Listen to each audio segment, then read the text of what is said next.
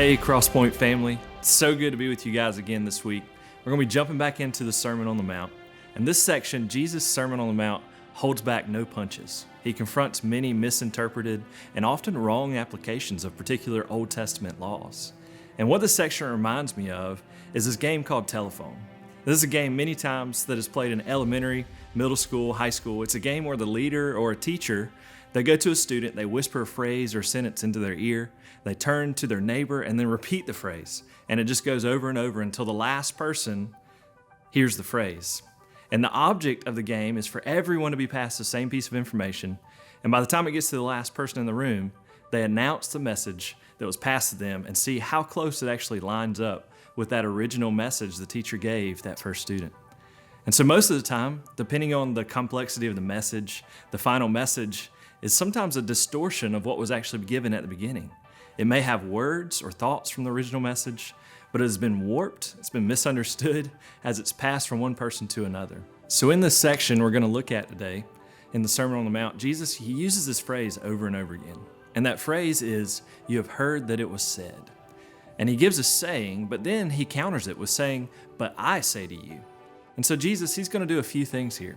One, he's going to rightly interpret the original intent of the laws, but also he's going to take them one step further, showing that they're not just surface level, but each has a deeper meaning. And the second thing he shows us is his authority. He's going to say, "You have heard this, but I say." And the way Jesus says these things comes from a place of authority. He is showing them that, listen, those scribes, those Pharisees, they've been teaching a half gospel. They've been teaching half truths. These scribes and these Pharisees, these church leaders, they're basically teaching that as long as you're good enough, you'll be okay. As long as you follow these particular rules, you'll go to heaven. But the question arises, how good is good enough? I mean, I'm not a murderer, so that's pretty good, right? I haven't committed adultery, so that's good too. I haven't lied on my tax returns. I haven't robbed a bank. I haven't punched my neighbor in the face, even though I really wanted to. And so that's pretty good, right? Well, Jesus, he answers these questions by simply just opening up the Old Testament laws and showing what it truly means to love your neighbor as yourself. And Jesus, he doesn't just randomly pick out laws either. If you notice, each of the laws he looks at are related to the last 5 laws in the 10 Commandments. If you need a refresher, the 6th commandment, "Thou shalt not murder." The 7th commandment, "You shall not commit adultery." The 8th commandment, "You shall not steal." The 9th commandment, "You shall not bear false witness," or "do not lie." And then that final commandment, the 10th commandment, "Thou shalt not covet." And so as we look at these commandments, at first glance, they all seem separate from each other. They seem to be all standalone. But what Jesus does in this passage, in the Sermon on the Mount, is show their interconnectedness, how one can lead to another. For example, when Jesus hits on the commandment to not murder, he says, "You may not have physically murdered someone, but what is the motive of our anger? What does that lead to?" If you're familiar with anger, I'm sure we all are, but anger's mission is to damage or destroy another person.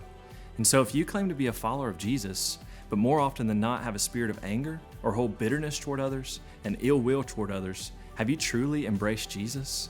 Have you understood the second greatest command that Jesus gave to us, and that is to love your neighbor as yourself? So let's look at the next one. Let's look at lust. Jesus says desiring to commit the act of adultery with someone else and dwelling on that desire is no different than actually committing adultery. Also, we see this from the 10th commandment. Do not covet. We shouldn't long for what someone else has. We should be satisfied in Jesus. And so each of these commands that Jesus brings up, it reminds us of something very important. And that's the question I asked earlier. How good is good enough? Well, when Jesus starts to show us what it means to truly honor God and to follow after Him, we understand that we all fall short, that good is never going to be good enough. And that last verse in this section, Matthew 5:48, really sums it up. You therefore must be perfect, as your heavenly Father is perfect. Well then, how will we ever achieve perfection? I hate to break it to you, but we won't. Only Jesus can. And that's the truth that we see here. No matter how good we seem to live this life, we're still going to fall short. We're still not in control. We're still not able to save ourselves. And that's okay. Because as believers, we know who doesn't fall short. We know who is in control. We know who is able to save us, and that is Jesus. We strive every day to be made more and more like Him. But that will never happen if we don't actually follow him and recognize our sin that separates us from God. So as we look at these things together, let's check our hearts and our motives. Are we trusting Jesus in our everyday lives? Or are we letting sin rule our lives?